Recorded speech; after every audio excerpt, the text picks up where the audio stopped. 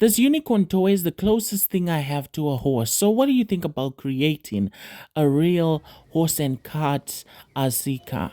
So the problem is this unicorn moves, but it only travels in one direction. The friction of the legs is what determines the direction it turns. So if there's friction on one side, it's going to turn in that direction.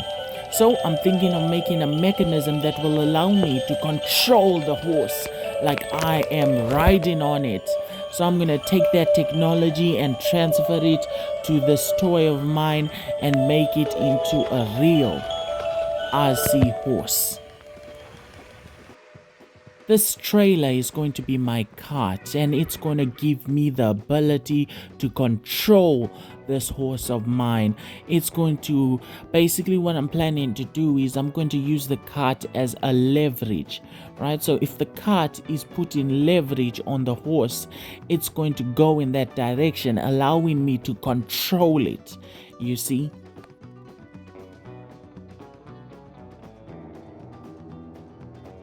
This is a servo motor, and it's going to give me the ability to turn left and right.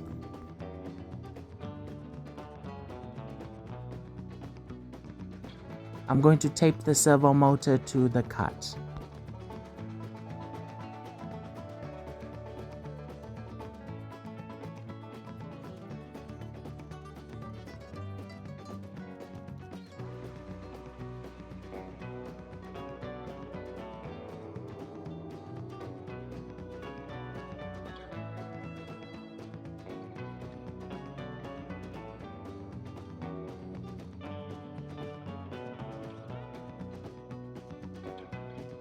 This garden wire is going to be acting as the reins for the horse. I'm going to cut it to size, then wrap it around the unicorn's neck. Then I'm going to twist the wire, and then I'm going to connect it to the servo. So basically this wire is going to allow me to control the direction of the unicorn. But the reason I used wire instead of string is because the wire is actually going to support the trailer, allowing the trailer to maintain a balance. Because if I used string, because the front has no third wheel, it's just going to dig in the ground. So it's better to use wire so it can get supported as well. So basically I'm doing two things. I'm getting steering and I'm supporting the trailer. So it's a win-win situation. Now I'm going to connect the RC receiver to the servo motor. Then I'm going to use the speed controller as a power source. And then I have to connect a battery to the speed controller. So the battery is going to supply power to the speed controller, and the speed controller is going to supply power to the receiver. The receiver is going to supply power to the servo motor. And as you can see, the turning system is actually working. The project is successful. Now I just have to cut the wire to size on both sides, and it's ready for its first test run.